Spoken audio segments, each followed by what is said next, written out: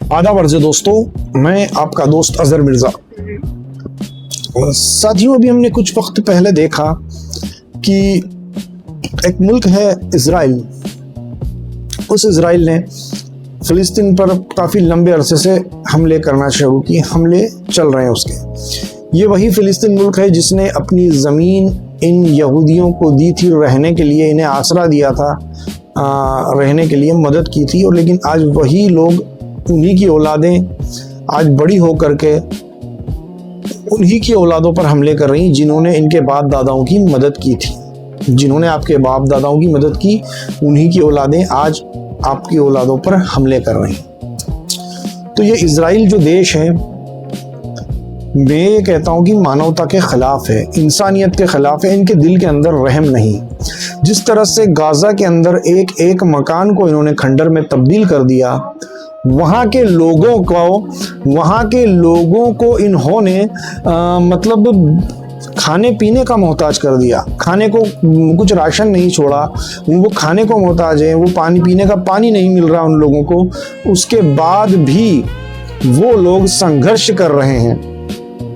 उसके बाद भी वो लोग बेचारे जीने की आस लगा रहे हैं, और लेकिन उसके बावजूद ये उनके ऊपर जुल्म ज़्यादतियां कर रहे हैं। इनकी आर्मी वहां घुसकर उन पर हमले कर रही है, और उन पर हमले इतने बड़े कर रही है कि उनको ऊपर जुल्म ज़्यादतियां करके उन्हें मारा जा रहा है।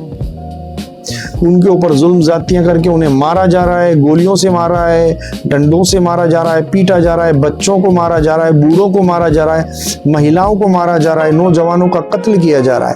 और कुछ सामाजिक संगठन, कुछ सामाजिक लोग, जो रहम रखने वाले लोग, जो मदद के लिए आगे आने वाले लोग हैं, उन लोगों को उन तक भोजन पहुंचाने नहीं दिया गया।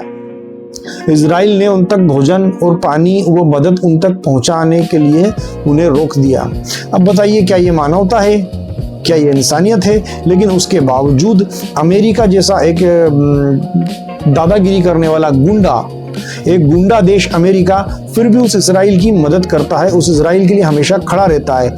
इज़राइल के कहने पर वो इराक पे हमला कर देता है, सीरिया पे हमला कर देता है, ईरान पर हमला कर देता है। तो ईरान और अमेरिका की जो दादागिरी है, जो गुंडागर्दी है, वो धीरे धीरे खत्म होने वाली है। आज अमेरिका और इजराइल की गुंडागर्दी खत्म होने वाली है, मैं ये कह रहा हूँ। आज ईरान जो डटा रहा, आज ईरान ने जो ताकत के साथ अपनी सारी लीडरशिप खोने के बावजूद, टॉप लीडर सब मारे गए हमलों में, फिर भी वो ईरान डटा रहा। उसका नुकसान बहुत ज़्यादा हुआ, लेकिन वो फिर भी अपने ईजाद किए हुए ड्रोन से, अपने ईजाद की हुई मिसाइलों से लड़ता रहा, और आज सीज फायर करने के लिए अमेरिका को मजबूर कर दिया कि आज अमेरिका वहाँ से निकलना चाहता है। अमेरिका सोच रहा है कि कहीं ना कहीं अरब कंट्री से इनको लड़वा कर निकल जाऊं, या ऐसा कुछ हो जाए कि सऊदी अरब भी गुस्से में आकर हमला कर दे तो ईरान और अरब लड़ लें और मैं धीरे से निकल जाऊं। वो कुछ न कुछ निकलने की कोशिश कर रहा है।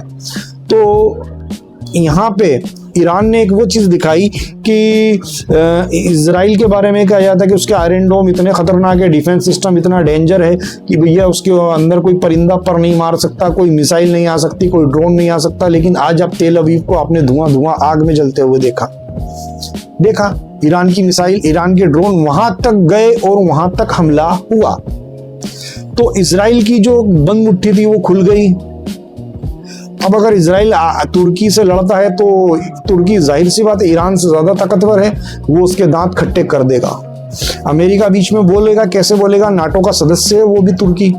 तो दूसरी बात, जो अमेरिका है, अमेरिका के बारे में ये कहा जाता था कि उसके विमान को कोई मार नहीं सकता, ये नहीं कर सकता। अगर उसने किसी देश ने अगर अमेरिका के विमान को गिरा दिया तो अमेरिका उस पर हमला कर देगा, परमाणु बम फेंक देगा, ये कर देगा, वो कर देगा।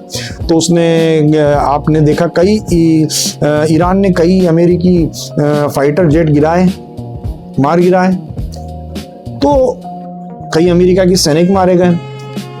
तो कहीं ना कहीं अमेरिका की बंद मुट्ठी भी खुल गई, अमेरिका की खुद की कमजोरी भी सामने आ गई। स्पेन से अभी अमेरिका ने, ट्रंप ने उनको धमकी देकर के व्यापारिक रिश्ते खत्म करने की बात कह दी। तो सीधी सी बात है, स्पेन ने जो है तो अपना हाथ चाइना की तरफ बढ़ाया है, चाइना से हाथ मिलाया है, वो चाइना के साथ अपने व्यापारिक रिश्ते मजबूत करेगा। तो कहीं ना कहीं अमेरिका और इजराइल की दादागिरी धीरे धीरे खत्म होने की कगार पर है और अमेरिका की बंद मुट्ठी खुल रही है और वो खाकी हो जाएगी। अगर चीन और रूस यदि एक हो जाते हैं और उत्तर कोरिया जो इनके साथ आ जाता है, अगर ये एक शक्ति बन जाती है जिसमें एक इनका अलायंस हो जाता है कि हम पे जो हमला करेगा हम उस पे करेंगे, तो अमेरिका इनके सामने टिक नहीं पाएगा। नाटो सदस्य जो कुछ समझदारी दिखा रहे हैं, जो समझते हैं कि अमेरिका गलत करता है, वो नाटो सदस्य अगर अमेरिका से अलग हो जाते हैं तो अमेरिका अकेला बहुत ज़्यादा कमज़ोर हो जाएगा और धीरे धीरे कहीं ना कहीं एक दिन ऐसा आ जाएगा जब अमेरिका अपने आप में कमज़ोर होगा और दूसरे देश अमेरिका से डरना बंद कर देंगे और अमेरिका का टैरिफ, अमेरिका का प्रतिबंध लगना बंद हो जाएगा और बहुत जल्द ये चीज़ें आने वाली हैं। तो आगे की हम बात करेंगे, वक्त काफ़ी हो चुका है, फिर अगली वीडियो में आपसे मिलेंगे और बात करेंगे। आज सोचा आपसे